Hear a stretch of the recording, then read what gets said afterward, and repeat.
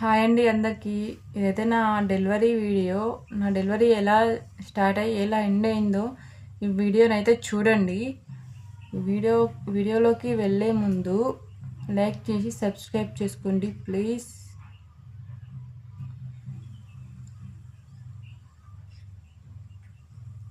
ఇంకా వీడియోలోకి అయితే వెళ్దామా. నా డెలివరీ ఎలా స్టార్ట్ అయింది అంటే, ఆ రోజైతే నేను హాస్పిటల్లోకి వెళ్ళాను. హాస్పిటల్లోకి వెళ్ళగానే హాస్పిటల్లోకి వెళ్ళి ఓపీ తీసుకున్నాను. ఓపీ తీసుకున్న తర్వాత బీపీ చెకప్ చేసుకొని ఇక చెకప్కి అయితే వెళ్ళాను. చెకప్కి వెళ్ళిన తర్వాత మేడం హార్ట్ బీట్ అవన్నీ చూసి, నీకైతే 10th మంత్ స్టార్ట్ అయిందమ్మా, డెలివరీకి అయితే అడ్మిట్ కావాలి అని చెప్పారు. ఇక నాకైతే ఏం చేయాలో అర్థం కాలేదు, ఏడుపొచ్చింది. వాళ్ళ డాక్టర్స్ అడ్మిట్ కావాలి అని చెప్పగానే నాకైతే ఏడుపు వచ్చేసింది. ఏం మాట్లాడలేను. నేనైతే డాక్టర్స్కి అయితే, మేడం ఒక 3 days తర్వాత వస్తా అని చెప్పాను. మేడమ్స్ అయితే అలా కుదరదు, నీకు ఆల్రెడీ 10th మంత్ స్టార్ట్ అయింది అని అయితే చెప్పేశారు. ఇంకా చేసేది ఏం లేక హాస్పిటల్లోనే అడ్మిట్ అయ్యాం. అడ్మిట్ అయిన తర్వాత 3 days వరకు వాళ్ళు బీబీ ఎన్ఎస్డి మార్నింగ్ ఈవినింగ్ చెకప్ చేస్తూనే ఉంటున్నారు. 3 days తర్వాత నాకైతే నార్మల్కి అయితే మందు అయితే ఇచ్చారు. ఈరోజు 3కి అట్లా ఇచ్చారు. రేపు 3 వరకు చూస్తామని చెప్పారు డాక్టర్స్.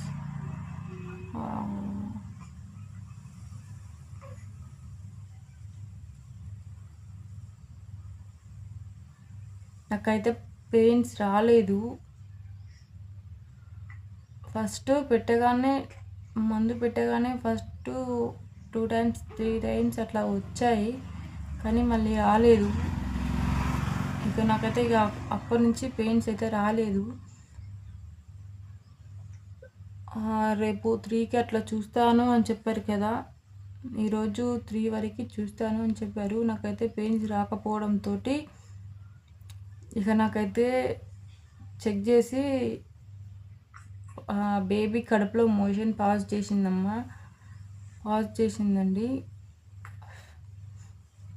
బేబీ కడుపులో మోషన్ పాజ్ చేసిందండి. ఆపరేషన్ అయితే చేయాలి అని చెప్పారు. ఇక నేను ఆపరేషన్ థియేటర్లోకి ఆపరేషన్కి అయితే నన్ను రెడీ చేశారు. నాకైతే అనుకోకుండా ఆపరేషన్ చేశారు. అప్పటికప్పుడుకే చెప్పారు ఆపరేషన్ అని. నా హస్బెండ్ కూడా నా పక్కన లేడు, ఎవరు లేరు నా పక్కన. మా మమ్మీ ఒక్కతే ఉంది, మా డాడీ అయితే బయట ఉండు, ఇక మా నాయనమ్మ కూడా బయటనే ఉంది. రేపు నాకు ఆపరేషన్ జరుగుతుంది అన్నప్పుడు మా డాడీకి అయితే ఈరోజు యాక్సిడెంట్ అయింది. కాలైతే అంత పెద్ద యాక్సిడెంట్ ఏం కాదు, చిన్నదే. కాలు బెనికింది, బాగా వాపు వచ్చింది. ఇక మా మమ్మీ అయితే మా డాడీ కన్నా ఉంది, మా నాయనమ్మనే నా దగ్గర ఉంది. ఇక మా మమ్మీ మా నాయనమ్మ ఇద్దరు నాకు దగ్గరికి తిరుగుతూనే ఉంటున్నారు. ఇక మా డాడీ అయితే నడవలేకపోయిండు. మా డాడీ అయితే కాళ్ళ నొప్పితోటి నడవలేకపోయిండు. మా డాడీ ఏడ్చిండు నాకు ఆపరేషన్ అనగానే. ఇక ఆపరేషన్ థియేటర్లోకి తీసుకెళ్ళేటప్పుడు అయితే నాకు చాలా ఏడుపు వచ్చింది. ఎందుకంటే అప్పుడు మా డాడీ నా పక్కన లేడు, మా డాడీని నేను చూడలేను అన్నకైతే చాలా ఏడుపు వచ్చింది. లోపలికి వెళ్ళేటప్పుడుకి నాకైతే చాలా ఆలోచనలు వస్తున్నాయి. ఇంకా నేను మళ్ళీ బయటికి రానేమో అని చాలా ఏడుపు వచ్చింది. మా డాడీని చూడకుండానే పోతానేమో అని చాలా ఏడ్చిన. హాస్పిటల్ థియేటర్లోకి పోయినాక కూడా ఏడ్చిన. లోపలికి వెళ్ళిన తర్వాత డాక్టర్స్ అయితే మంచిగా మాట్లాడిర్రు, బేబీ చెక్ చేసిర్రు, గ్లూకోజ్ పెట్టిర్రు, మత్తు ఇంజెక్షన్ అయితే ఇచ్చిర్రు. ఇక నాకైతే మత్తు అయితే ఎక్కింది. ఆపరేషన్ స్టార్ట్ చేసిర్రు. ఆ బేబీని బయటికి అయితే తీసిర్రు. బేబీని బయటికి తీయగానే నాకైతే మత్తు ఇచ్చుకుంది. ఇక నాకైతే చాలా పెయిన్స్ వచ్చినాయి. ఇంకా అప్పుడు చాలా ఏడుపు వచ్చింది. ఇక నేను చచ్చిపోతా అనుకున్నా. నేను చచ్చిపోదా అనుకొని చాలా ఏడ్చిన. డాక్టర్కి చెప్పిన పెయిన్ వస్తుంది అని. మళ్ళీ డాక్టర్ అయితే ఇంజెక్షన్ ఇచ్చారు. ఇంజెక్షన్ ఇవ్వడం అయితే జరిగింది.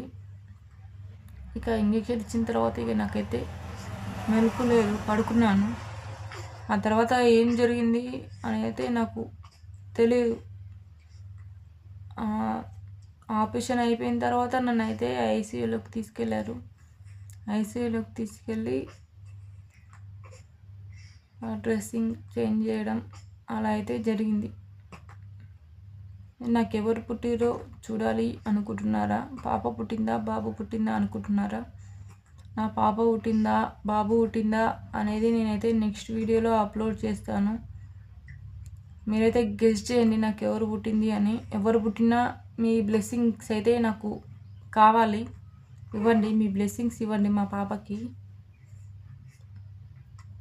బాగుండాలి అని మీ బ్లెస్సింగ్స్ అయితే ఇవ్వండి. థ్యాంక్స్ అందరికీ.